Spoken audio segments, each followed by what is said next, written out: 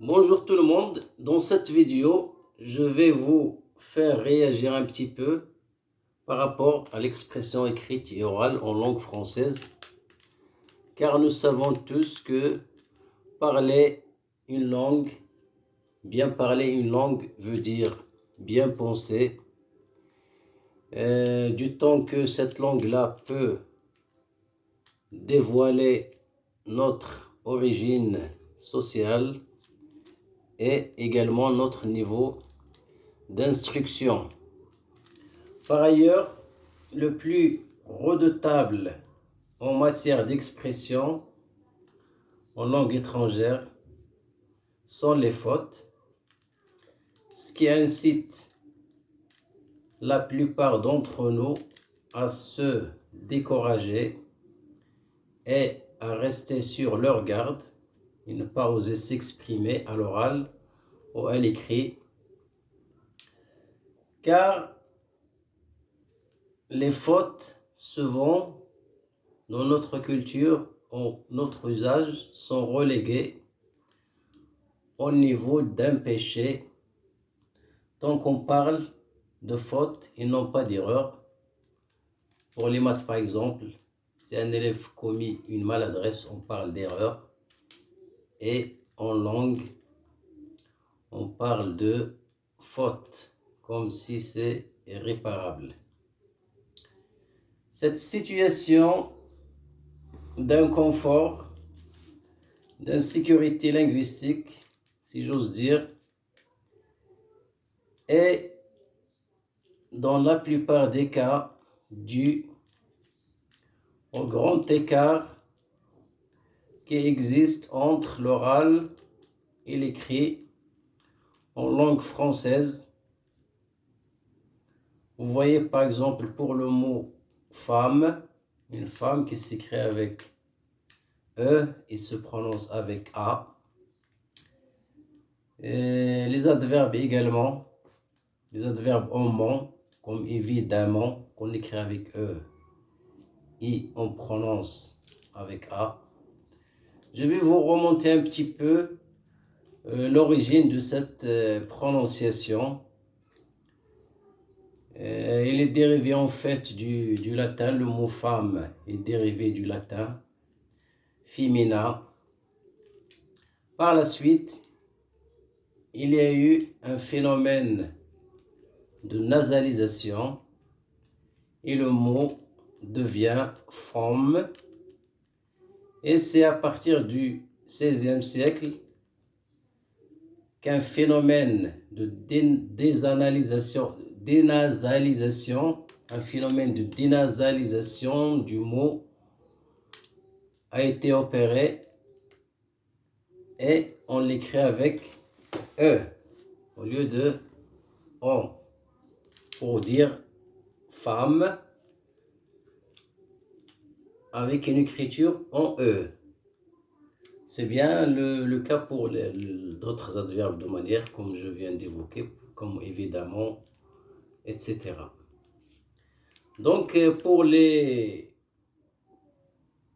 étudiants surtout, je les invite à soigner leur CV et éviter toute maladresse en orthographe, car si on soigne notre orthographe, on témoigne d'un respect au locuteur et faites attention parce que au bout de 3 fautes commises dans une lettre de motivation ou bien dans un CV, le recruteur croit que vous n'êtes pas assez motivé pour ce poste.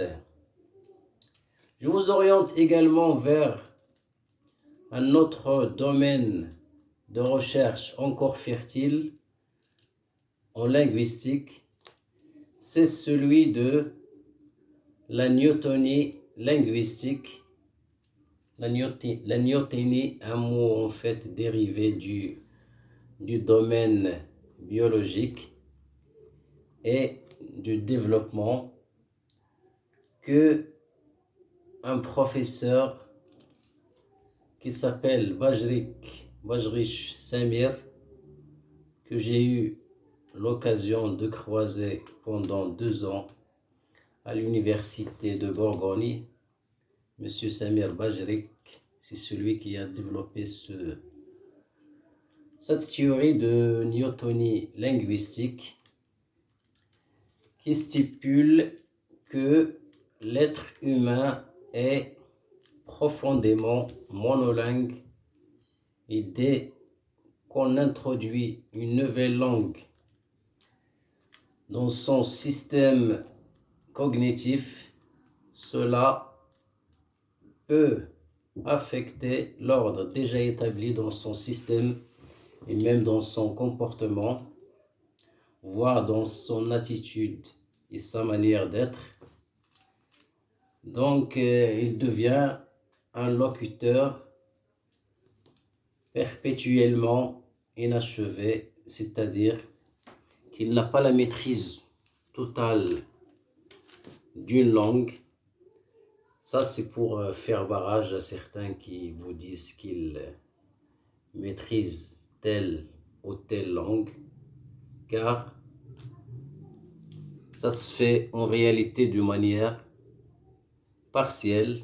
Quand on apprend une langue, on ne l'apprend pas dans sa totalité, mais on l'apprend sur objectif spécifique, c'est-à-dire le domaine auquel l'usage va être opéré dans cette langue. Par exemple, pour des investisseurs chinois qui arrivent par exemple en France et qui veulent investir dans le domaine de l'aéronautique ou dans le domaine des vignes, ils ont juste à s'approprier le lexique qui va leur permettre d'être opérationnels dans ce domaine. Voilà, donc également dans toutes les sphères de la vie quotidienne, la langue est un champ illimité et ça s'apprend